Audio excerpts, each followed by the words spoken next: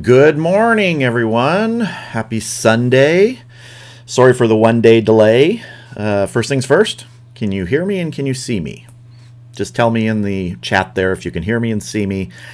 If I don't hear anything, I'm just going to keep talking. You might not hear anything, but I'll just keep talking. So, hey, how's everybody doing? Let's see who's here so far. Big Tommy G, Doug, Douglas Davis, Maurice Wyatt, Kevin Nash. Kevin, how you doing? Pickles is here. Michael Brinson. Ray Guy.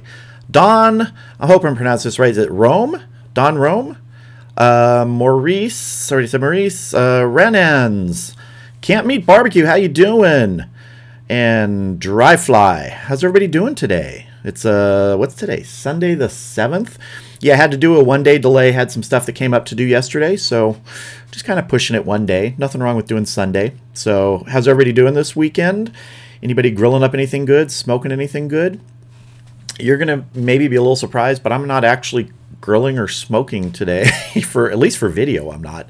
So did a bunch of stuff the last several days. I had, was it yesterday or today? I think it was yesterday that I had a chicken video come out. And then I have, tomorrow, I have a beef back rib video coming out. In fact, it's funny, if any of you go to my community section on my YouTube page, that little community tab, I posted a picture there of these back ribs. And it was funny because several people were like, oh man, those are burned. Those are burned. Like, it's called bark. And if you watch the video, you'll see that bark and you'll see what was inside that bark. And it turned out really good. You know, back ribs aren't always that easy to get good results from. They're a little thin on the meat side, but these turned out pretty good. So let's see. Anybody else come in here? Brian Vstrom, good to see you. Sent one. Ace Child TV, greetings from Sweden. Hey, how are you doing? My family on my dad's side, all from Sweden. I'm 50% Swedish. Let's see who else we got here. Ronald Franklin, Gooey Beans, Ennis Music. This is the second live stream of yours that I'm watching. The videos are awesome. I guess the chat doesn't allow emojis. I think it allows some emojis. There's not a whole, it doesn't have like a wide variety of them. It might also be the device you're on sometimes interacting with the YouTube live stream thing. It doesn't always work 100%. So yeah. Dry Fly having wings for lunch. I think I'm going to actually do up some chicken later today. Not for a video, just I have an extra chicken in the refrigerator and my wife and I were trying to decide what to do. And I think I'm just going to throw that on the gas grill, make something good. Yeah. Mark Horner, how are you doing? Let's see, you're doing a chuck roast on the kettle today. Nice. Ole Wedell? I hope I'm pronouncing that right. Is it Ole? Or Oli? I'm not sure. We had a friend when I was younger. His name was Oli. It was O-L-E. Pronounced it Oli, so. Todd Hill, is this the famous Todd Hill? Is this Todd Hill? My bro-in-law? Or a different Todd Hill? Skullbanger, how you doing? Found your show recently, just bought a char griller and want to smoke something. Hey, go for it. That's how I started. Just start smoking something. It's not going to be perfect the first time, maybe, but it's going to be good. I can almost guarantee that. Carolina Country Cook and Eddie Castaneda. Gonna enjoy my first live stream. Hey, welcome. I'm glad you're here. Daddy Dutch Cat, how you doing? Man, you were grilling up this morning. I haven't watched the video yet. Or were you live streaming? Was that the breakfast you were doing? Let's see. Pickles Barbecue. Love chuck roast. Yeah, chuck roast is really good. Rob Sharuk, how you doing? Spare ribs, beer can chicken up here in Canada. Nice. And I hope I pronounced your last name right. Sharuk, is it right? Skullbanger. Don't worry about it, man. Just try it. Get it going. I mean, when I got my first smoker, it was an electric. I just put some ribs on it. I think ribs. Yeah, I think ribs. It was either ribs or tri-tip was the very first thing I did, but I'm pretty sure it was ribs. And they turned out good. They weren't perfect and they weren't the best ribs ever, but they were good ribs. It was that smoke. You know, I'd never had smoke that I'd really used in anything, and it was great. Let's see. Anna Smith, love your videos. Well, thank you very much, Anna. I appreciate that. Wells Family Homestead, how are you doing? Good to see you here. Ennis doesn't allow flags. Want to put the Kosovo U.S. flag, show the international fans exist too.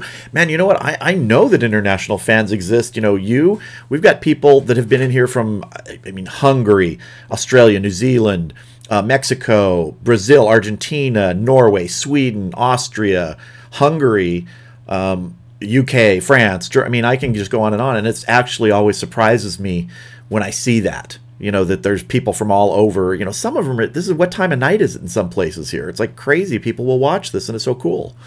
Yeah. Izzy Long doing tri-tip. Michael Simon, hello from Cartersville, Georgia. How you doing, Michael? Michael Brinson, I have a 10-pound pork shoulder on the Weber kettle as we speak. Been on the smoke since 8 a.m. Just wrapped it about 5 minutes ago. A couple hours to go. Cool. Yeah, doing some good pork shoulder. I did a pork shoulder about a week or two ago.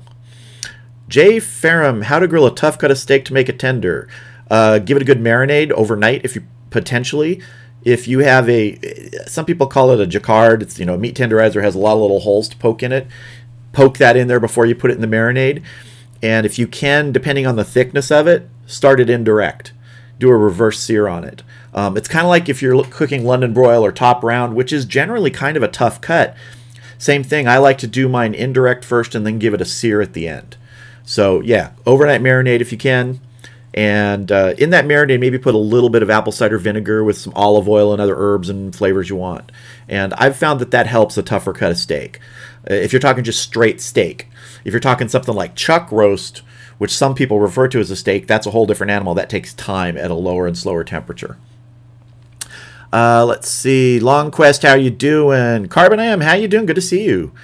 Daddy Dutch, yes sir, did beef ribs last night too. I saw that you posted that, I think, was it a picture somewhere? The beef ribs, or I can't remember where I saw it. And I was thinking, hey, everybody's doing beef ribs. So you have a beef rib video coming out tomorrow too. Jacqueline and Dad, how are you guys doing? Good to see you here. Ennis, thank you for the lamb and chicken videos. You're a man of your word. Well, I still have to do lamb. I haven't done lamb yet. So you might have thought one was lamb, but not yet. I will be doing lamb, though, coming up. Let's see. Anna Smith just bought our first Weber kettle because of you. I love that kettle. I've always said it, if I could pick only one cooker, it would be the Weber kettle. Because you can do virtually anything on it. Direct, indirect, smoke, direct, I mean, everything. Few simple accessories or none at all. Yeah, my favorite cooker. Enjoy that kettle. Anthony Zanowski, hi Rye from Northeast Wisconsin. How are you doing up there? Hope your winter's done. No more winter? Is it spring finally there in the upper Midwest? Mark Horner, oh, it's looking to pickles. Let's see. Mean Old Drunk. What's up, Rye? How are you doing, Mean Old Drunk? Ennis, it's 8 p.m. over there. Okay, that's not too bad. Canadian Jim, how are you doing? Good to see you. Rockvite, a big hello from Slovenia. How you doing, Rock? Good to see you there. Skullbanger, can't find a lot of videos on how people find local seasoned wood splits. Don't want to buy chunks from Home Depot. It depends on a supplier. I'm fortunate to have a supplier about, 8 miles from me that I buy almost all my wood from. But to be honest, if you have no other thing, get the chunks at Home Depot. I've bought them. I've used them. I've used the Kingsford wood splits from Home Depot before when I wasn't able to get anything else, and they work fine. They may not be of that ultimate quality that you're going to get and also larger, but at the end of the day, you got to use what you can use. And I've used those. No problem at all. Brian Vstrom, how you doing, Brian? Picked up some boneless beef short ribs from Costco. They're cut into steak strips. Should I cook like regular ribs, or is there Samurai Magic secret and prep cook? I did a video, I think, not that long ago on boneless beef short ribs. Sometimes they're also called boneless beef chuck. You'll see them labeled different things, and there's multiple different cuts depending on where you get them.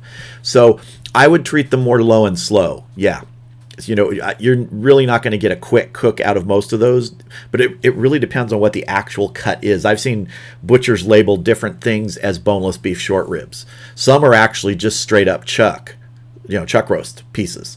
So yeah, just give them time. You're going to do sort of that. I did a video quite a while back called the 3 T's of smoking, time, temperature, and tenderness. And at the end of the day, on almost all cuts of beef, the main thing is tenderness. Sometimes it's temperature when you're talking about like tri-tip or steak, but on an unknown cut where you're going for that, it's going to be that tenderness. So yeah. Daniel Shockley, hello from Oregon. How you doing, Daniel? Good to see you there. John Myers, tell us more about yourself. I've done that so many times in live streams. My day job is I'm a writer. I wrote books. I've written movies. And this is my second gig. I love doing this. Hope to do this full time someday. Being able to cook and make videos and all that stuff. It's just fun. I love it. Yeah. Ronnie Taylor, French bread pizza. Nothing wrong with that. I am not above taking a frozen French bread pizza, lean cuisine from the freezer and throwing it in the microwave at midnight. Done it many times. Yeah. Let's see. William Montgomery. Hello, Ray. You can add Northern Ireland to that list. Hey, welcome, William. How you doing? I got to get a map and start sticking pins in it for everybody that's been in the chat. Yeah, cool. Glad you could be here, William. Let's see. Sausage and beans. What's your favorite piece of kit for the Weber kettle? That would be the Vortex. I use that more than any other accessory on the Weber kettle. It's versatile for direct grilling, for indirect grilling, because when you invert it so that the wide part is up, it nestles almost perfectly against the side of the kettle. Yeah, I love that thing. I use that probably 2 times a week. I'm surprised it hasn't worn out yet. You know, I've used it hundreds of times already, you know, and really put it through its paces. But I love that thing, the Vortex. And there's many different types and manufacturers of it. I put links to the Vortex in my videos or in my Amazon store. You can check it out. But yeah, it's a good piece of kit. Royce Black, when you smoked the whole chicken on the PBC, what was the PBC temp during the cook? I don't know. I just follow the directions on the PBC because that's one of the things about it. You're supposed to be able to set it and forget it. You know, you don't have to run a temperature probe and adjust vents on it. Generally, from what I understand, it's supposed to be between 275 and 300-ish. So I'm just assuming that that's what it's going to be. And that's one of the reasons I'm doing this with the PBC is I really just want to use it the way they say it's supposed to work. I don't want to do anything fancy with it yet. I might mod it later on, but right now I'm just using it the way they say. And I'm getting great results. So that's one of the things I like about the PBC, especially for the ribs and the chicken, is that you just kind of set it and forget it. Yeah, just let it go the way it was supposed to go in the directions, and it cooked great. Ronnie Taylor, French bread pizza, Roxton, Texas says hi. How are you doing? Good to see you here. Stephanie Jimenez, how are you doing? Hi there, what's happening? Hope all is well. What is your favorite barbecue sauce? My favorite barbecue sauce is what my wife makes. When she'll take a normal bottle of just plain Jane barbecue sauce and she'll doctor it up with stuff. You know, maybe make it more vinegary with apple cider vinegar, put some, you know, garlic, different things in it. She's really good at that. In terms of buying barbecue sauce, I've got to be honest, I don't spend a lot of time thinking about like the barbecue sauce I'm going to buy, because usually it's something that's on sale because I know we're going to doctor it up. I've used every barbecue sauce, you know, that I can think of, you know, that's store brand, you know, the Sweet Baby Ray's, the Stubbs, just the plain Jane store brands too, the Kroger's, things like that. And, you know, I just use them and make them to our taste, you know, with my wife's help. Let's see. Louis Alvarez, thank you, Ry, for uploading your videos. Well, thank you very much for saying that. I love doing it. Mark Horner, best cooker ever, the kettle, so many ways to use it. Yeah, it's kind of an ingenious thing, man. That kettle, just a little, like, you know, a circle of steel that someone cut in half and put vents in and, you know, put some legs on. And it works great. Smoking Under the Big Sky. Good morning, afternoon, Ry. Love the latest tri-tip video. Yeah, that was that Wagyu tri-tip. That was the best tri-tip I've ever had. You know, I've never done a Wagyu tri-tip before, and I was very thankful that they sent that to me because it was a revelation. Couldn't do it all the time. It's pricey, but you know, if for a treat, I would buy one of those if I was going to do like a special meal with tri-tip. You know, I will buy one of those because it was just so good. But again, you really have to watch that you're cooking it right. You don't want to ruin it. So I wouldn't make like Wagyu your first tri-tip to make if you've never made it. I'd get like just a normal, you know, a USDA choice tri-tip and practice cooking that first, you know. But I do find that the way that I cook them with that 110 sear method does really well. Yeah. Let's see. Jacob Olmos, how you doing? Good to see you here. Love the channel. Appreciate it. Thank you very much. Brandon, good to see you here. Hello from Salt Lake City. Missed the beginning of the show because I was out firing up the Weber kettle. That is a good reason to miss the beginning of the show. You are forgiven. Yeah. Let's see. Daniel Shockley. Tri-tip was amazing. Made it last week with grilled salad. Nice. Yeah. Big Smoky Bones Barbecue. How you doing? Good to see you here. Stefan Rescher. Greetings from Switzerland. We got another pin in the map. Switzerland. I think we might have had someone from Switzerland here before, but I'm not 100% sure. So very, very good to have you here. Chris Jarshow, how you doing?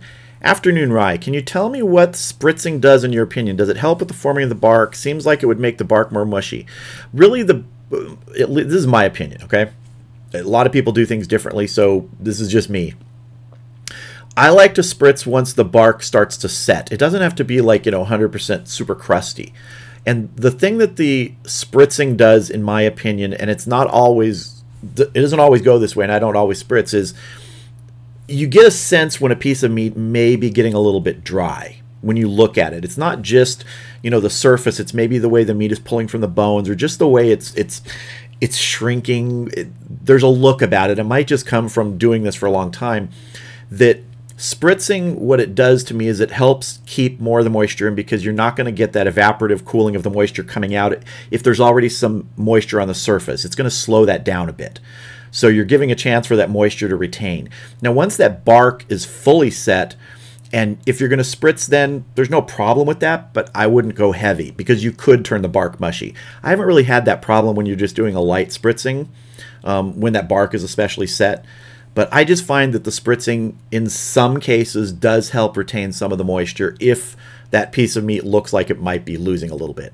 Also, one thing it can do is add some flavor closer to the end of the cook. Like when I did that chicken the other day on that last video, I spritzed it with that apple juice mixture, closer to the end of the cook, and that sets some of those sugars on the surface that are going to, caramelize a little bit right at the end of the cook. So you get a little bit of sweetness on it. So yeah. Bud Light Daddy Juan, how you doing? Got some of your pictures today. Yeah, good to see you here.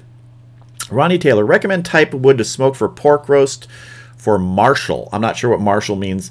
Type of wood for pork roast. I like hickory for pork. Apple is also good.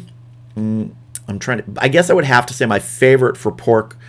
Well, it's this. If it's a pork loin or something like that, pork loin, pork tenderloin, I would go with something like apple. If you're talking about like a butt or something like that, then I would go with something like hickory. Yeah. Greg Jones, hi from Lexington, North Carolina. How are you doing, Greg? Good to see you here. George Cutting, how you doing, bro? I am doing great, George. Thank you. Anthony Danowski, Rye, when will your next MacGyver DIY cooker video? Are you talking about when I'm going to work on one of the cookers or do something like that? Probably in the next few weeks. I do have some work to do on the Oklahoma Joes.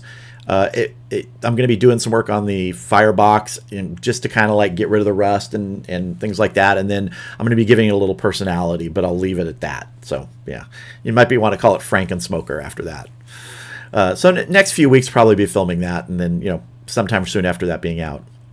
Brandon Larson, got some hot wings going right now, and then we're going to put on a corned beef point. Nice. Love the corned beef point, man.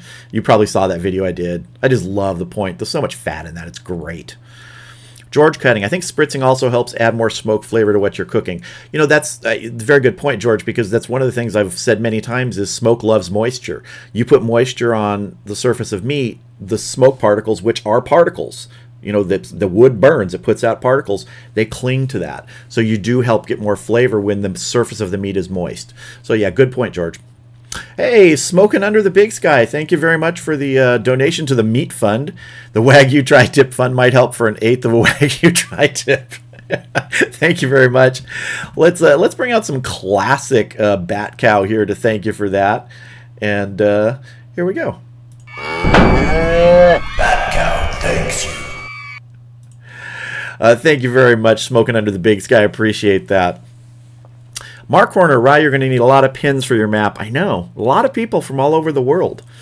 Michael Brinson, I've been sending you pics of my pork shoulder as it's been cooking today on Facebook. Check them out later when you have time. Yeah, I sure will. I got some of your pictures in the picture queue for today's live stream. I had so many pictures this week that I actually had to sort of like cut it in half and move some for the next one. So I've saved. If you sent me pictures, they may not be in this week's live stream. Or if you sent me a lot, like I know some of yours, Michael, I had to save because you sent a lot. They're good, but I couldn't fit everything and do the photo part of this. Otherwise, I'd be doing photos for half an hour. But we got some good photos today coming up in a few minutes. Cooking with CJ. How's it going, CJ? Good to see you here. Let's see. Ace Child TV. I'm turning 15 soon and the weather is nice in Sweden. Any tip on how to grill a whole chicken? Yeah, my preferred way to do a whole chicken would be to do it indirect. You're basically going to have it not over the coals, and try and maintain a consistent temperature, you know, 300 to 350, something like that. That's in Fahrenheit. Sorry, I can't convert to Celsius on top of my head. But yeah, I prefer doing chicken indirect. You can always give it a little direct grilling, you know, skin side down right near the end if you want to crisp that skin up a little bit. But I would do it indirect, away from the coals, just almost like you're roasting it in an oven. But if you put a little bit of like wood chunks or something that you have, some apple or something on those coals, and if you're doing it on, say, charcoal grill that way, then yeah, you can get some smoke flavor too. Let's see. Robert Davis, GA, why only 5 ingredients for a rub? I use like 10. Am I using too many? No, I just prefer to use fewer. I'm not one of those people that, I can't really taste more than like 5 ingredients if I start throwing it in. Now, I've used more than 5. And some recipes that you might want to try have more ingredients. There's nothing wrong with that. I just prefer to try and keep it to 5 because when I start tasting ingredients in a rub, you know, I feel like I can muddy it up. So my preferred rubs have 5 or fewer ingredients.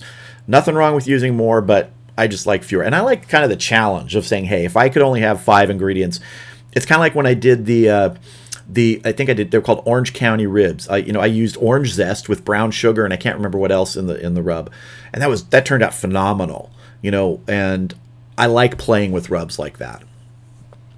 Let's see, Joe's Barbecue House. How you doing, Joe? Good to see you here.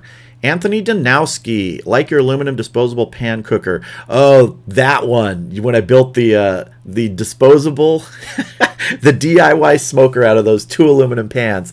I gotta say, that was one of the funnest videos I ever did, because I think all that was happening like a few days before that, I was thinking, hey, I wonder if that would work. And if I could build like a throwaway smoker that I could take to the beach or something, you know, if you're having a beach party. And I gotta be honest, if you look at that tri-tip turned out pretty good. So it worked. Yeah, that was fun. I don't know if I'll be doing another one like that soon, but that was a fun one to do. Yeah. Stephanie Jimenez, love your videos. Thank you much. Keep up the great work you do. I appreciate that. Thank you, Stephanie. Mark Horner, yeah, Bat Cow made his appearance. Michael Brinson, that's understandable. Yeah, it's a lot of photos this week. Let's see, get caught up here. Joe's Barbecue House. Would you believe I pulled off perfect ribs in 45 minutes? Well, what do you cook them in? I've seen people do ribs. Who was it? Scott Bailey at Real Show Barbecue had, I can't remember what the cooker was. It was like a rotating cooker, like a tornado something. I can't remember the name of it. And he had ribs. I think they were done fairly quickly. So that'd be cool. 45 minutes for ribs if they're good. Nothing wrong with that. Can't Meat Barbecue. Let's see, where we go. George Cutting. I think spatchcocking a chicken is also a good way to do it. Yeah, actually, that's something I like to do if I'm doing chicken, let's just say on the grill. Yeah, spatchcocking or halving it. I actually prefer to halve it, but I've done spatchcock chickens, and it's better than just sitting the chicken there whole, unless you're doing something like, you know, a beer can chicken where it's standing up. Yeah. Let's see. Let's get here. Good Eats with the Noob. Out camping, so I'm getting in. How are you doing, Good Eats? Good to see you here. Wells Family Homestead. How many grills, smokers have you had going at the same time? The most I ever had, I think, was 4. And that was, I did a video on cooking Thanksgiving dinner only outside on the grills. And I think I had my Oklahoma Joe's, my gas grill, the Weber kettle, and I think I might have had an electric smoker going. But I know that I have had 4 smokers going at once before. So yeah, that has happened. Let's see. Joe's Barbecue House, my WSM with my meat hanger mod. Nice. Cool. George Cutting. Who else seen Rye's video where he did a chicken and brined it, and then after that he injected it and put a rub on it that looks like I'm good? Yeah, that was the video that came out yesterday. The brined, injected, rubbed chicken. I figured I was going to give that bird the full treatment, and it came out. It turned out really good. I just think that sometimes it's worth it to go a couple extra steps on chicken, because I'll admit it, chicken can be unforgiving. You can think you're cooking a chicken great, it looks great on the outside, and you cut into it and it's okay, it's good, but especially that breast meat can be a little dry. Usually the thighs and things like that hold it really well. They're usually pretty juicy. They're very forgiving because of the fat. But the breast sometimes can be not as moist as you want, and so that brine, that injection really does help. Yeah. Aaron Kikowski. Hey there, Rye. I just set up my Weber kettle for the first time ever. I'm almost done with your smoked ham burnt ends as my test run. Can't wait to try them. Next tonight is a whole turkey breast. Cool. That's a pretty good first run. Smoked ham burnt ends. Nice. Yeah, turkey breast. I've done many on the Weber kettle. Really good to do. Easy to do out there. William Montgomery. I have just pulled off the old Weber kettle, a nice rack of ribs after 6 hours. They're perfect. Yeah, the kettle does not disappoint if you just give whatever you're cooking on it the right amount of time. I just love that cooker. Just love it. Let's see. Stephanie, I did. It was awesome. Cool. Yeah, Good Eats says, I have a hard time keeping track of one smoker. Yeah, some of it is you just over time. And honestly, this is not like saying, oh, I'm great at something. I'm not. I'm just a guy who likes to cook. But you just get sort of a feel when you're cooking multiple things on multiple cookers when things are getting to the point, that they're going to be close to being done. It makes it a little more difficult when you're filming things. Like, you may notice it, tomorrow I have a video coming out on beef back ribs on the Weber kettle. At the very same time I was filming that, I was filming the chicken video that came out yesterday. So I had both things going at once, multiple cameras doing everything. And the timing was, I had it written down. I had to, make sure that the chicken was done here and that the beef ribs were done here. So it's a little more complicated with cameras running, but generally you just kind of get used to it if you're cooking multiple things. Let's see. Joe's Barbecue House. Don't forget to hit that thumbs up. Yeah, if you're enjoying things here, give us a thumbs up. It always helps. Very much appreciated. Daniel Shockley, looking for a pump style injector, what would you recommend? I'm not sure. I don't do that much injection that would need that much. I just have one of those sort of hypodermic type injectors. Actually, if you want, I think James over at Amom and Claimom Smokers, he has a couple really nice injectors because he does a lot of that. So if you check out some of his videos, that's Amom and Claimom Smokers. I know he does comps and stuff, so he knows what he's doing when it's come to injecting, and he does a lot of chicken too. So I would check him out. Smoking Under the Big Sky. Is there a general hour per pound you follow for a pork shoulder cook? I know the meat is done when the meat is done, but I'm looking for a general timeline to base the cook on. Yes and no. I've heard everything from 45 minutes a pound to 90 minutes a pound. If I'm looking at it and going, I kind of have to give a gauge in my head, I usually say about an hour to an hour and 15 minutes a pound. But like you said, it's when it's done, it's done. When it's tender, when it gets that level of tenderness, or you're shooting for a temperature which should put you in the tenderness range. Mentally I'll think an hour to an hour and 15, but 90% of the time it's not that. It's either shorter or longer. It's because conditions really affect meat like that, the bigger hunks of meat. I can tell you this summer when it heats up here, my cooks are going to be shorter because it's hot. That's just kind of the way it is in the winter. You're fighting against some of those things that pull air out of the cooker. It's not necessarily about the ambient temperature, it's the airflow. You get great airflow coming through those vents, you're going to get a hotter fire. So yeah, hour to an hour and 50 minutes a pound for a big piece of pork is kind of general what I go by. Let's see. Okay, let's get caught up here. Carbon IM, where did you get that industrial size injector? I think I got it off Amazon. It's probably listed in my Amazon store, but I'm not sure. I'm pretty sure I just ordered it. Yeah, I had another one before that broke, and I just wanted something a little beefier. Yeah, it looks kind of like, the thing you're going to work on Frankenstein with. Yeah. Let's see. Good Eats with the Noob. Right. Charcoal versus lump. Does it depend on what you're cooking or the temperature you're wanting? And this is my personal opinion. I generally don't use lump for indirect. I like using briquettes for indirect because it's more the pieces are the same size. Mentally, I have that sort of idea that they're going to burn at a certain rate. Lump charcoal, sometimes you get some better flavor off of it, and you get higher heat almost always. But I do that for direct grilling, but I do it rarely. I think I have 2 bags of lump in the garage, and I probably haven't opened them in 6 or 7 months because I do so much indirect, and I just prefer briquettes for that. And I just use standard Kingsford Blue, or I have some of the Weber that was on sale, a few months ago when they had that big, huge sale at Home Depot. Let's see. All right, let's get into some photos here because we got some great viewer-submitted photos this week. So again, if you have photos you want to share that you want me to show in a future live stream, go ahead to my Facebook page. The link is right on the screen there. You can type it out, Cooking with Ryan, and private message me the photos with a statement saying you give me permission to use them. If you don't give me that statement, I can't use them. And then if you don't have Facebook, go to the About section of my YouTube page. And it's usually only on desktop or laptop. I don't know that this shows up on mobile devices. There's a view email link. You can email me photos with the same statement saying you give me permission to use them in a future live stream, and we'll use them. So with that said, let's get on to some photos. All right, first we got here, and I think, Brandon, I think you only sent me one this week, but I got to tell you, the combination of these legs and what I can see there with the TJ's habanero sauce looks really good. I'm guessing you had a little bit of heat with those. Those are nice. Your nice version of firecracker chicken legs, man. That is nice. How hot were they? Drop it in the chat. I hope you're still here because I saw you earlier, but I want to know how hot those were.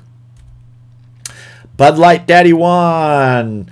We got some country style pork ribs. Is that right? That's what they're looking like. Looking good too. Double stacking. And is this in the smoky? This is the Smoky Joe, right? To use. That's nice. You can get a good amount of ribs in there, man. After glazing, right? Oh, those look good. That's a pile of porky goodness, man. Wow. Nice cut in. Wait, that looks almost like beef, man. Were those beef ribs? What was that? Bud Light, are you in here still? Tell me what those were. That really looks like beef. What were you cooking there? Wow. Carbon I am doing some meatloaf in the Dutch oven. Nice. I love cooking with that Dutch oven. Got your coals going there on the lid. That's one of the things that's fun to learn about with cast iron is, you're not just setting everything on the coals, you're putting coals on the lid. I mean, I've done some really nice bread pudding and things like that, but using things like that and putting it on the lid, great. Let's see here. Oh, and there's that meatloaf in there with some taters, it looks like. Yep. Really nice. Really nice. Well done. Well done. Yeah, Bud Light Daddy One says, those were pork ribs? Man, that one part almost looked like beef. That was beautiful. Nice smoke ring, too, on that. Good meatloaf, man. Oh, with the gravy. Beautiful. That's breakfast right there. It's still before noon here, so, yeah. I can call that breakfast. Wow, that looks good, man. Mark the Barber. Now look at this nice cooking table setup he's got for Dutch ovens and everything. Wow. Mark, if you're in here, I think you said that this was what you use when you cook like a big Thanksgiving meal or something. Is this for the neighborhood? Man, that's a nice setup. And there's that beautiful turkey on the rotisserie. I love doing turkey on the rotisserie out in the Weber kettle, man. That's so good. Beautiful color you get. Just gorgeous. Mark, I hope you're in here because, man, look at that. Matt Moratelli, Dive Master Matt, are you in here today? I don't think I saw you. We got some tri-tip going. Look at that. Beautiful. Beautiful shape. You look at that and you go tri-tip. Look at that. Oh, man. Nice. Sometimes the camera doesn't catch it, but I can see right here there is nice pink in there. Beautiful. And green stuff. Matt, oh, I hope you're in here. I haven't seen you, though. You got to throw some green stuff on there every once in a while. There's nothing wrong with asparagus covered in butter, too. Look at that. That'll work for me. Michael Brinson. Michael, you did some jerky, man. You had a bunch of jerky going. Look at that. Really nice. What cut were you using here? Was it top round, eye of round? What were you using? Drop it in the chat. What were you using here? Oh, man, look at that. That is beautiful finished jerky. Beautiful, beautiful, beautiful. That color on that is just perfect. Oh, here we go with some brisket. Good rub all over that. Nice. Michael, how many pounds was this? Drop it in the chat if you're in here still, because I can't remember if you told me. I think you did, but I can't remember exactly how many pounds this was. All right. On the grill. And what kind of grill were you using here? Nice. 196. You are in the comfort zone there, and it's looking beautiful too. Doing some chicken with Mike's Cherry Cola barbecue sauce. Is that your own barbecue sauce you make? Cherry Cola. That's a really good idea. I never thought of that. I've seen people do Dr. Pepper barbecue sauce and things like that, but Cherry Cola is a good idea. Oh, beautiful. Beautiful. Those chicken thighs, right? Those look beautiful on there. Nice. Oh, man, gorgeous. That's almost looking like a competition box without all the greenery under it. Wow, look at that. That's beautiful. And these were, I think you said these were your sesame chicken wings or something. Oh, man, those look good. Beautiful. Nice little splash of green on there with the scallions, too. Perfect. Perfect. Robert Barnes. I don't know if Robert's in here today, but, Robert, I don't know that you've done enough ribs in your life. It seems like every time you send me photos, there's at least 1 or 2 pictures of ribs going. Nothing wrong with that. Look at this. Oh, nice glaze on them there. Ribs on a barbecue are just beautiful, especially when you start getting that pullback on the meat. Look at that in the bones there. Oh, gorgeous. Yeah. Gorgeous. Nice looking. St. Louis cut, I think Robert said on these. Robert, if you're in here, let us know.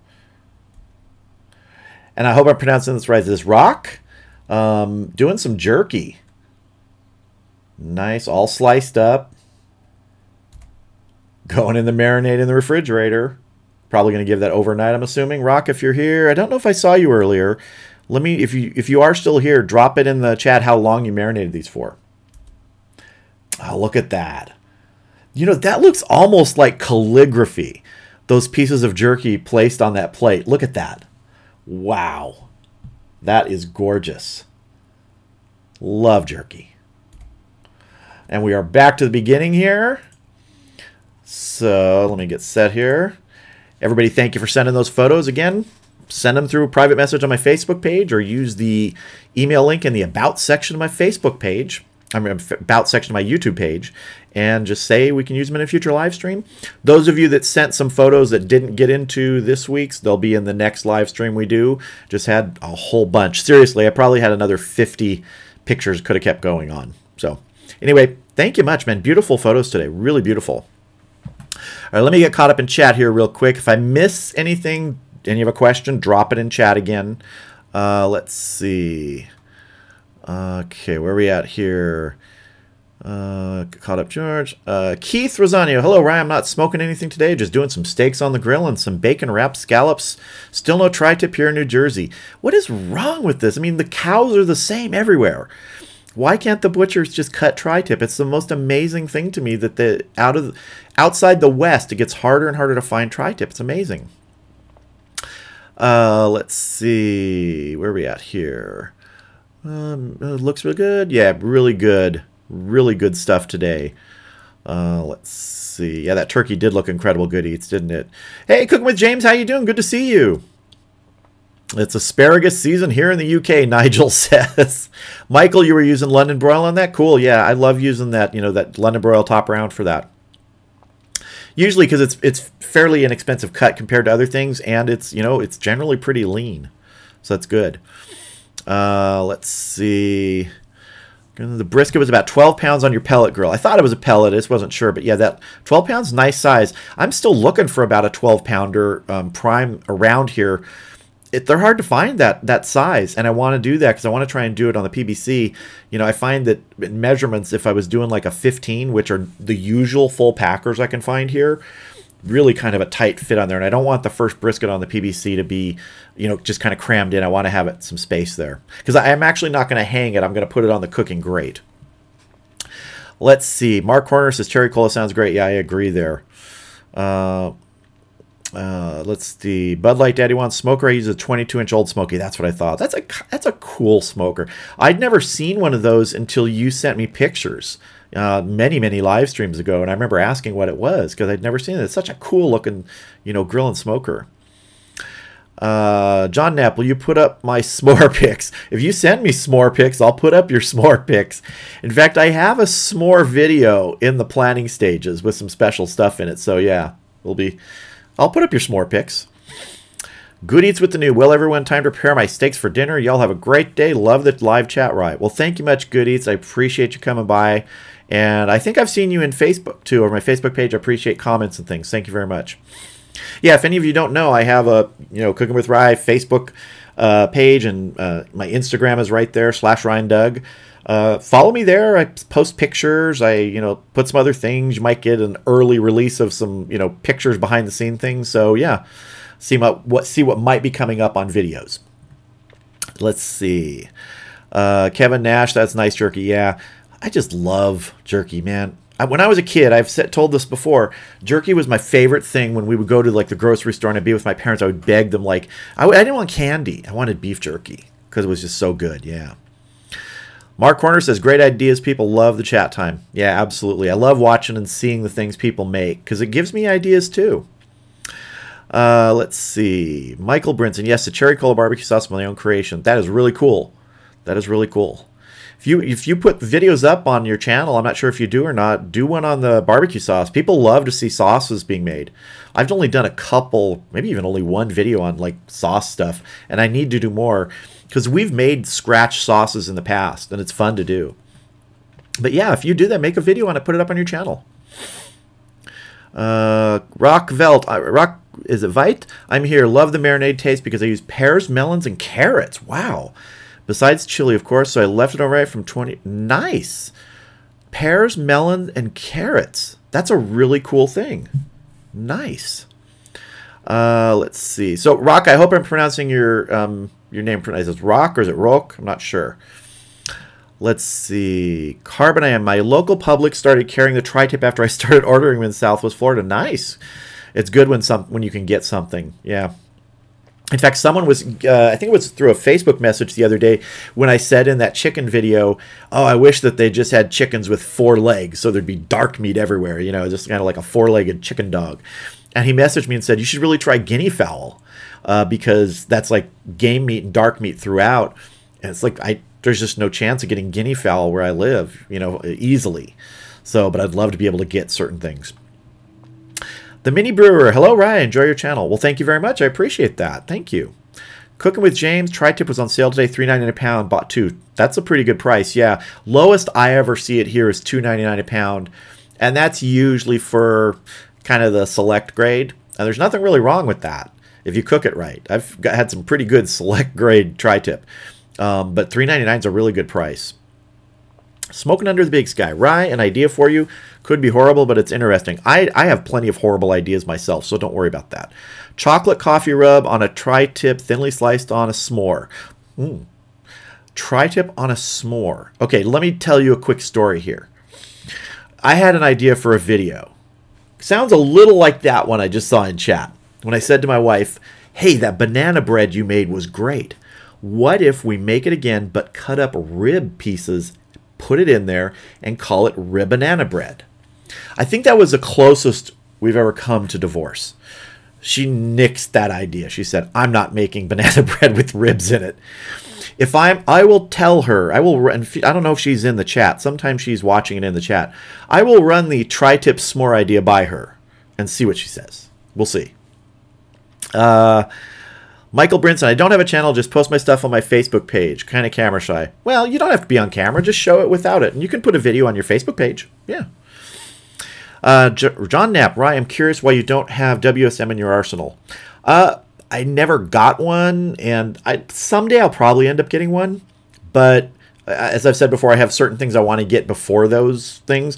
Also, it's a space issue. Let's see, what do I have out back right now? I have four cookers, and I've got 2 in my garage. So I will add more, but it's just kind of an arrangement things. And I've got to do a few things to the backyard to make it a little more amenable to having cookers out there year round, just to keep them out of the rain. So, but yeah, a WSM, nothing wrong with it. I just have never had one, and I probably will get one though. Let's see, Cooking with James, 4-legged chicken dog. I said in the video, I think I would buy that all day. I would love like chickens with 4, meaty thighs and legs on them. I just love the thigh meat. Yeah. Rod Agerter, I hope I'm saying that right. Hello from Ohio, doing beef ribs, just wrapped after 3 hours. Not much pullback on the bones. Gonna cook another 2 hours at 250. Hopefully the magic will happen. Hey, if I don't know what kind of beef ribs you're doing, I've done short ribs recently, a video on it. I did back ribs with a video coming out tomorrow. And yeah, it's just the time. These back ribs I did that are coming out tomorrow took only 4 hours. They took 2 hours or 3 hours unwrapped. I wrapped them in foil. My plan was after that 1 hour in foil to put them back on the grill to firm up. They were done. If I had tried to put them back on the thing, they would have just fall apart. So yeah, I don't know what kind of beef ribs. Drop it in the chat if they're, are they big dino ribs? Are they back ribs? Are they short ribs? What are they? But yeah, I've been surprised. I've had beef back ribs take anywhere from 4 hours on the low end, which was what this one was, up to 6, maybe 7 hours. So all depends on the piece of meat. Crabber PA, what's your favorite cooker for longer smokes like brisket? Love my offset, but fire management can be a real pain. It can be a real pain, but for long cooks with a brisket, mine would be the offset. I'm just used to the fire management on it. But that said, depending on the size of the brisket, let's say you've got maybe a 12-pound, and if you can fit it and you've got like a Weber kettle or something like that, do it in there. If you've got a Weber Smoky Mountain, something like that, a barrel smoker like that, you could do it. But my personal thing for especially like a 15, 16, 17-pound brisket would be to do the offset. Yeah. And I do just enjoy the process. I like sitting out there, chilling out, managing the fire, smelling the smoke, getting myself covered in smoke. I like that. Yeah. It's the second way, Longo. Roque. Got it. Roquevelt. Roquevite. Vite? Am I saying that right? Now I got to ask everybody how to pronounce their name. I'm horrible with names. John Knapp. Anyone out there have an opinion on Kamado Joe 3? Yeah. I don't know that much about it. Do they have a new one coming out? I still have to get a ceramic cooker in my arsenal. Nigel, Rye did the dishes that night. Good point. Yeah. Daniel Shockley, ever try smoked bacon brownie pie? No, but I've done bacon bread pudding. I've done that on the grill, on the kettle. I think it was kettle. I've done, let's see, with bacon. I love bacon in anything. So yeah, bacon brownie pie would be great. Carbon I am rib cornbread. Done rib corn. No, I didn't do rib. I did bacon cornbread and I did chorizo cornbread. The chorizo cornbread was good. Yeah. Let's see. Let's see. Nigel, how many legs does Bat Cow have? Well, Bat Cow traditionally would have 4, but Bat Cow might have sacrificed some of those for, the grill. Let's see. Michael Brinson. Daniel Shockley, I made candied bacon jerky last week. It was amazing. Yeah, I did some bacon jerky not that long ago. It's fantastic. If you get a chance to make some jerky out of bacon, it's not your traditional jerky, pull and everything, but man, it's good. It's really good. Let's see. John Knapp, 5, he's a male. Not sure what that means. Let's see. William Montgomery, got to figure out a way to breed those mutant chickens. Yeah, I agree. Where are the scientists when we need them? Cooking with James Rye, have you ever done snake method on the kettle? Yeah, but rarely. I find that if I'm doing a long cook, the slow and sear does really good, up to like 7 hours. If it's longer than that, I'm trying to think of the longest cook I've done on the kettle. I think I did like a 10-hour cook on there, and that was with the briquette baskets. And I just, added charcoal and shook the ash out over time. I've done the snake method, but I don't know if I've ever used it in a video, actually. Yeah. George Cutting, I love banana bread with bacon in it and a smear of peanut butter. That sounds good. Rod Egerter, just bought them at Walmart. My local butcher shop is closed today. Okay. Anthony Danowski, if your cook gets done earlier than planned, can you wrap the meat and put it in the cooler for an hour or so? Or does it depend on the cut of meat? Thanks, Rye. Depends on the size of the meat. If it's a sizable cut of meat, yeah, wrap it in foil, wrap it in towels, put it in the cooler. It'll hold for an hour. Yeah. In fact, that's generally preferred, especially when you're talking about bigger cuts of meat, to let it rest like that and hold. You just don't want the temperature to drop, below 140 for too long. That's when you get into that danger zone sort of thing. But honestly, like a tri-tip or something like that, I wouldn't. Tri-tip, what I would do, let's say if you did a tri-tip, and I'm just using tri-tip as an example here. My preferred temperature to pull tri-tip is 130. Let it rest for a few minutes, then you start slicing it.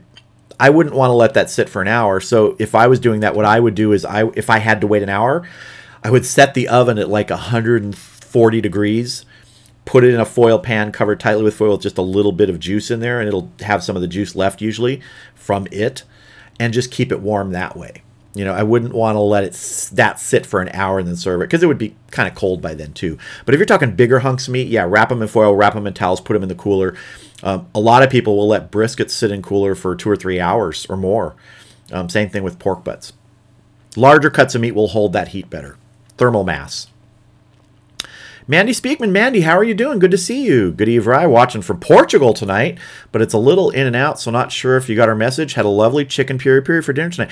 I don't know if I got that message. Was it in here? Because if not, I didn't see it. But chicken piri piri, what is that? I've never heard of that. I'll have to look it up. Michael Friedrich Werner, how you doing, Michael? Good to see you. Crabber PA, FYI, Costco's sweet ceramic cooker for $5.99 in stores, $7.50 on their website, 24-inch. Cool. That's a pretty good price for a ceramic. Dreamlord 1979. Hey, Rye, just wanted to thank you. I've learned so much from watching your videos. Well, thank you very much. I appreciate that. Thank you. Cooking with James, got to pull some weeds. Have a great day. I'm pulling weeds tomorrow, you know, Monday, and my wife was out pulling weeds this morning, so while I was finishing editing. So I feel for you, James. Enjoy pulling the weeds there. Daniel Shockley. Michael Brinson, do you use pork belly or thick cut bacon for your candied jerky? Yeah, it's a good question. What did you use? I know I just used thick cut bacon when I did mine, and I did a video on it. You can check that out, but you could do pork belly. The thing about pork belly, though, is if you're starting with raw pork belly, you got really not a lot of flavor there. So if it's already cured, then that would be really, really good too. Yeah. Tyrone Dean, does it have to rest in a cooler? The idea behind the cooler is that just helps it hold everything in. The temperature, you know, wrap it in foil, wrap it in towels. You have less of a chance of that heat getting, you know, very far away from the meat. It doesn't. If you weren't going to put it in a cooler, I would just wrap it tightly in foil and put it in an oven at maybe, let's say it was finished at, I don't know, what cut are you talking about? Let's say a brisket. Let's say you're taking that to 190 degrees. I would just put it tightly wrapped in the oven, you know, with the temperature set at about 170 degrees for an hour, and just let it stay warm in there. It's not going to lose the heat then. Let's see. Mark Horner, my opinion is the Webers hold up great in the weather. Mine has never had a cover on it, and 10 years later just replaced the grates every couple of years. Yeah, my Webers, what, I don't know. This one 2 years? Year and a half? Year and a half for 2 years. I think I did a video on putting it together, so this one is probably about 2 years old. Yeah, no, year and a half. But I replace the grates about every 2 months. It's just because I use it all the time. And it gets harder and harder to clean them, so I go through grates a lot. Yeah. William Montgomery, the ribs I pulled a few minutes ago were done on the Weber kettle using the fused snake method for 6 hours, still going strong. Fantastic, yeah. So many different methods to do all these things. You know, there's no one right way. John Knapp, I'm going to be trying WSM Fire Ring under Aura Outdoor Kettle Zone with Minion Method. See how long that rocks. Hey, that's cool. I like the Kettle Zone very much. They sent me one to try out, and I've used it many times, and I'll continue using it in the future. Really versatile thing. Really versatile. Yeah, Mark Horner, another pin for the map, right? So many people from everywhere. Man, it's crazy. Mandy Speakman, it's a typical and nicely spiced Portuguese dish. A little port to wash it down works great. All right, I like that. Joe's Barbecue House. Have a good day, everyone. Have to go for now. Thank you, Joe, for coming by. Appreciate it very much. Nigel, Rye, what are your 3 favorite movies this last few weeks? Thanks. I have no idea. I don't really go to the movies. I haven't been to the movies in... If you're talking like going out to the movies to a theater, it's been a couple years probably since I've been in the movies. Watch stuff all the time, you know, on Netflix and stuff like that. Well, let me think. If I'm talking about just movies that I've seen recently, like Netflix or Amazon Prime or whatever I'm watching, that's a tough one. I don't know. I mean, I enjoyed Bird Box. I watched that recently. I mean, I'm not even talking recent movies here. I watched The Founder again last night with Michael Keaton. I like that movie. Yeah, I don't know. I don't have time to go to the movies, and I honestly... weird considering, you know, the profession I've been in for a long time is I don't get a great experience going to the movies. I prefer sitting in my house and watching. I just, you know, I don't like distractions. I don't like people talking and stuff like that. So I'm not a big going to the movies guy. Yeah. Michael Brinson, just store-bought extra thick cut bacon. Got about 9 to 10 slices per pound. Yeah, that's what I think I use thick cut in mine too. Daniel Shockley, first time in your live chat today. When's your next live chat? Next live chat will be 2 weeks from yesterday. So today's be the 20th of April. I do them on Saturdays at 11 a.m. Pacific. If for some reason they have to change, I always post a notice in my community section on YouTube or on my Facebook page. So you can follow me there and get information and or check the community tab every once in a while. And but yeah, 11 a.m. Pacific on every other Saturday generally. Let's see. Tyrone Dean, does the minion method burn somewhat dirty? I've never had that issue. I know a lot of people talk about, coals that are catching being dirty and not adding unlit coals to already lit coals. I've never had that issue. I just haven't. Maybe someone has. I haven't. I cook all the time adding coals to already lit coals to continue cooking or to stoke a fire or whatever. I've just never had that issue. I've never had anyone complain about anything with the food, and I've never tasted it. So I just don't think it's an issue for me. I know some people swear that that's going to ruin your food, and you're totally, if that's what you believe, you can do that. But I've never had a problem with it. Daniel Lewis, good afternoon, Rye. Greetings from St. Louis. Keep up the great content. Thank you very much, Daniel. I appreciate that. Thank you. Sean Granis, have you ever had trouble with leaking warped Weber grills such that it's difficult to keep temperature control? Any thoughts? I'm thinking of getting a green egg because of this. No, I mean, the Weber is, it seals, but it doesn't have like a seal, like a gasket or anything. So you're always going to have a little bit of seal. But one of the things that's neat about the Weber is, at least in my opinion, is there's really not a big problem with airflow. You get good airflow, kind of even if your vents are barely cracked. So I've never had that problem with the Weber being leaky. That doesn't mean you couldn't have a problem because maybe there's something being bent or, the manufacturing, there was an issue. But honestly, if it's a newer one and that happened, I would contact Weber right away. I know that in the past they've dealt with that and replaced units for people. Let's see. Dry fly. Should I spritz the chicken wings? I never have. Chicken wings cook so quickly that I don't know that you'd get a great, thing with spritzing, especially if you're going to sauce them. And one of the things when I do chicken wings is, I cook them in direct, usually with the Vortex. You get them to the state you're going to almost be done. Then I like to glaze them, put them back on there to let that glaze sort of set, get a little tacky. So I'm not sure that spritzing chicken wings would do much. They cook so quickly. Yeah. Let's see. John Knapp, that's Easter Eve. Wow, it's going to be an Easter Eve live stream. Cool. Nigel, do you think the Vortex is meant you need to replace the grill more due to intense heat, or perhaps you get thicker grade steel? Yeah, no, it's not because of the Vortex. It's honestly, and I can tell because it's more on the outside. It's nothing wrong with the grill or the structure of it. It's just, it gets harder to clean because I use it so much. It's actually more towards those little flip-up wings on the Weber grate, that you can access, you can get under, because meat is usually around the edge when I'm cooking with the Vortex. So I haven't had any issue with the middle warping or melting or anything like that. I know some people have talked about that, but yeah, no, I haven't. Let's see. Ken6275 just ordered some tri-tip from Wadagu. Thanks for the coupon code. Cool. Yeah, it's great tri-tip, man. Just give it time. Don't overcook it. If you're shooting for 130, make sure you have like a temp gauge you're checking with it or whatever your temperature is on it, because it is really good. Really good. Simple seasoning. Really good. Yeah. Hey, Anthony Danowski, thank you very much. Thanks for all your videos. You have great ideas, and I'm going to try the latest video on chicken sandwiches with the baked chicken skin. Yeah, that crispy chicken skin. Was it the chicharrones? Yeah. Cool. Let's bring out our second little animation here for thanking Anthony for the donation to the Meat Fund. Bat Cow thanks you. Right on, Bat Cow. Oh man, we had to bring Pig Robin out in the mix there, but thank you very much, Anthony. I appreciate it. John Knapp, did everyone see how you make your own starter cubes by melting wax over shredded paper?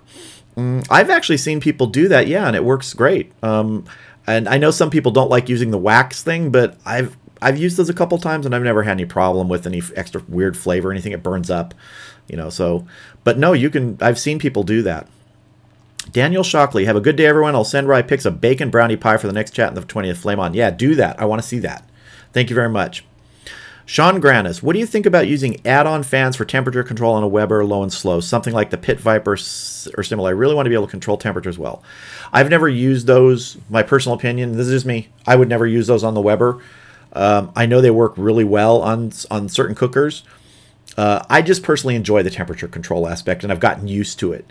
And also the thing that I've become more accustomed to is just being cognizant of the fact that temperature means a range. So I used to be this way. I would obsess over, oh my God, it's 225. I got to keep 225. I got to keep 225. If you're shooting for 225, anywhere between 200 and 250 is going to do you okay. If you're shooting for 250, anywhere from 225 to 270, it's kind of that. A 50-degree range is perfectly acceptable to sort of be in there. It works really well. So I've never used that on the Weber. And I know people have, though, and I've seen people put those controllers on the WSMs too. What's the other one called? The Barbecue Guru, I think. I can't remember if Phil in Florence has a video on that. So he might. So yeah, really cool. Carbonam, how about hanging on an ostrich in the PBC? I have a source for ostrich meat. I've had ostrich meat. It's really not my favorite, so I would have to kind of see, but yeah, it'd be interesting. Brian Vstrom, hey, thank you very much. We're going to bring out Bat Cow Part 3, okay? All right, here comes, okay, now, and I also promise that number 4 is coming. It's almost done, so hopefully by the next live stream, number 4 to wrap up the Bat Cow story will be ready, but here's Part 3. Bat Cow thanks you. Right on, Bat Cow. Oh no, Bat Cow. You're mine now, piggy. What? Yes, all the voices are mine. What can I say? Thank you very much, Brian. Rod, just one more thing. Just got my pit barrel smoker on Thursday. Did ribs yesterday. Had black stuff oozing out the side. Any thoughts? Are you talking about out of the ribs? Sometimes, and I've had that happen just on the kettle or the big smoker too. You're going to get, I can't remember the term of it. You're going to get blood and things like that come out, and it'll look black. What's the other, myoglobin? There's different things that ooze sometimes, not all the time, and it can depend on the ribs, but a lot of times that's just natural. I don't believe you'd have any sort of residue unless you're burning something in there that's going to give you a residue. But if it's oozing out of the ribs, it's generally something that is in the ribs. Like I said, some blood, some fluids or things like that. And as long as it didn't affect the taste, I think you're fine. I've had that happen and it hasn't affected the taste at all. Hey, Clinton Nunley, thank you very much. YouTube gave me this $1.99. It's yours now. Well, thank you, Clinton. I'm going to run with the rest of for any more Super Chats, the original Bat Cow for the... Thank you very much. Bat Cow thanks you. Thank you very much, Clinton. I appreciate that. And Sean Granis, thank you very much for the $10 donation to the Super Chat for the meat fund. Thank you very much. Bat Cow thanks you. Man, once we get through the full story of Bat Cow, I'm going to have to come up with a whole new Super Chat donation thing that's going to, eclipse this. This is going to be difficult, but yeah. Sean, I appreciate your expertise. Thank you very much, Sean. Toby H, thank Rye for your great cooking videos. Always make me hungry. Thank you. Rod, bottom of the drum. Oh, you're getting a black ooze out the side of the drum. Oh, if you're getting drippings that are getting down through the bottom, that's very possible. Yeah. In fact, I have the little ash catcher underneath the charcoal holder in the PBC. And one of the things I notice when I clean it out is under that, sometimes you'll get the moisture, things like that. So I always take that out and clean it out. In fact, one of the things I do right away, as soon as I'm done with a cook on the PBC and it's cooled down, I will take, clean the ash out, get everything set, and I'll actually reset it for the next cook. And that gets me ready, and I clean the bottom out with just some paper towels or something if there's any juice that's dripped down there and hasn't burned off. So that very well could be what you're seeing there, is drippings, from the meat just getting down in there and, getting past the charcoal and oozing out. Yeah, I would just clean it up. That's what I do. Randy Davison, have you ever cooked alligator? I have not cooked alligator. I've eaten alligator. It wasn't my favorite. And it might just be that I didn't have good alligator. I'm not in an area that is, known for alligator. This was I think it was at a Brazilian barbecue, actually. They had some interesting things there. They had alligator, they had chicken hearts, they had all kinds of things. A lot of the stuff was good, but I tried the alligator and wasn't a fan of it. William Montgomery, my original old Weber kettle does not have a built-in thermometer, and after about 12 years use, I've never checked the kettle's internal temp during cook. It just works. Yeah, if you get used to where those vents are set for you, it just cooks, and it works. You know, that's one of the beauties about the Weber kettle. It's kind of one of the beauties about the pit barrel too.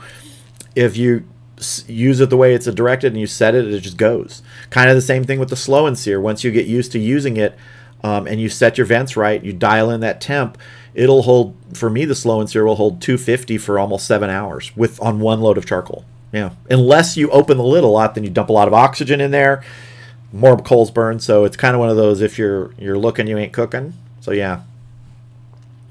Jorge Gonzalez, how you doing? Good to see you here. And you're getting here right about when I'm going to end things, because we've been going for over an hour. So, but I'm glad you made it in, Jorge. You can always watch the replay. And that's right. I want to mention, if you're looking for the replay of this because you didn't get to see the whole thing, it's not a public video on my YouTube page, but if you go to the playlist section, I always put the live streams in the live stream playlist, and that way you can see it because it's unlisted normally. But if you go to that live stream playlist, you'll get to see it. Yeah. Whoa, Dream Lord, man, thank you very much. I appreciate that. $20 donation. Bat Cow's coming back one more time here. Bat Cow thanks you. Thank you very much, Dream Lord. I do appreciate it. Thank you so much. Yeah, Echo says good and bad alligator. I've had both. Yeah. Nigel, what color is it, William? I think William said it was a dark color, like a black color.